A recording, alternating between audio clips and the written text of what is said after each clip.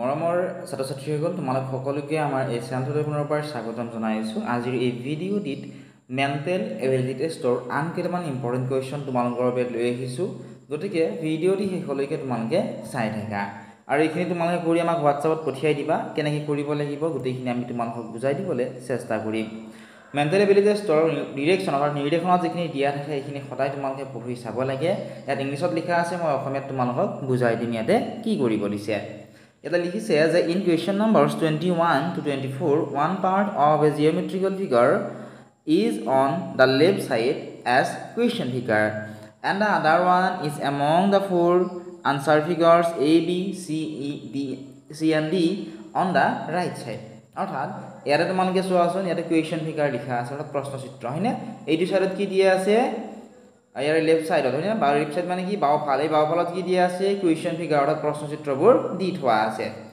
আৰু ফ'ৰ সাইডত তোমালোকে যদি চোৱা ইয়াত আনসাৰ ফিগাৰ অৰ্থাৎ উত্তৰ চিত্ৰ দিয়া আছে 4টা হয়নে। আৰু ইয়াতে কি কৈছে চোৱাচোন, find the figure on the right side that completes the geometrical figure and darken the circle in the OMR answer sheet against the number corresponding to the question. ইয়াতে তোমালোকে যদি চোৱা এই চিত্ৰটোত এইখিনি ঠাই কি আছে, খালী আছে। এই খালী ঠাইখিনিত এই 4টা অপশ্যনৰ পৰা কোনটো অপশ্যন বহিব, শুদ্ধ অপশ্যন হ'ব, সেইটো আমাক বিচাৰি উলিয়াই খালী ঠাইখিনি পূৰ কৰিবলৈ কৈছে। ঠিক একেধৰণে চোৱাচোন 22 নম্বৰটোতো এইখিনি এনেকৈ খালী ঠাইখিনি কেনেকৈ কোনটো পূৰ হ'ব সেইটো আমাক সুধিছে। গতিকে এনেকুৱা ধৰণৰ ক'ত আছে তোমালোকে চাব লাগিব হয়নে। এনেকুৱা ধৰণৰ ক'ত আছে সেইটো বিচাৰি উলিয়াই তোমালোকে এই অপশ্যনবোৰৰ পৰা আমাক হোৱাটছআপলৈ এইকেইটা কৰি পঠিয়াই দিব লাগিব। ঠিক আছে, আশা কৰিছোঁ এইকেইটা তোমালোকে পাৰিবা আৰু তোমালোকে চেষ্টা কৰা, তেতিয়াহে তোমালোকৰ পৰীক্ষাত এনেকুৱা ধৰণৰ প্ৰশ্ন আহিলে তোমালোকে পাৰিবা নে নোৱাৰা তোমালোকে অলপমান আভাস পাবা। ঠিক আছে, উত্তৰখিনি তোমালোকে আমাৰ এপত পাবা। যিসকল ছাত্ৰ ছাত্ৰী আমাৰ এপত জইন কৰা নাই, এতিয়া ডেছক্ৰিপশ্যনত দিয়া লিংকত ক্লিক কৰি তাত জইন কৰি ল'বা। মাত্ৰ 499 টকাত তোমালোকে 1 বছৰৰ কাৰণে অনলাইন ক্লাছ কৰিব পাৰিবা। এতিয়া নেক্সট চাওঁ আমি পাৰ্ট 8ত কি দিছে। ইয়াতে চোৱা প্ৰত্যেকটো ডিৰেকশ্যনে বেলেগ বেলেগ হয়। ঠিক আছে, ইয়াত কৈছিল যে in question number 29 to 32 a piece of paper is folded and punched and shown in question figure on the left side and 4 answer figures marked A, B, C and D are given on the right side. অৰ্থাৎ ইয়াতে চোৱাচোন, ইয়াতে question figure দিয়া আছে, প্ৰশ্নচিত্ৰ দিয়া আছে হয়নে, আৰু এইফালে কি দিয়া আছে আনচাৰ ফিগাৰ অৰ্থাৎ উত্তৰ চিত্ৰ দি থৈ দিছে। নেক্সট ইয়াতে কৈছে যে select the answer figure which indicates how the paper will appear when opened. অৰ্থাৎ এই চোৱাচোন এই পেপাৰখন কি কৰিছে, এনেকৈ ধৰণে ভাঁজ কৰিছে চোৱাচোন, নেক্সটটো এনেকুৱা ধৰণৰ ভাগ কৰিছে, তাৰপিছত আকৌ সমাজেৰে ভাঁজ কৰি এনেকুৱা ধৰণৰ কৰা হৈছে হয়নে। এনেকুৱা ধৰণৰ ভাঁজ কৰাৰ পিছত এনেকুৱা ধৰণৰ কৰাৰ পিছত যেতিয়া সেইটো আনফোল্ড কৰা হ'ব অৰ্থাৎ পেপাৰখনৰ ভাঁজকেইটা খুলি দিয়া হ'ব, তেতিয়া এই 4টা option number A, B, C and D কোনটো পোৱা যাব সেইটো আমাক বিচাৰি উলিয়াই লিখিবলৈ গৈছে।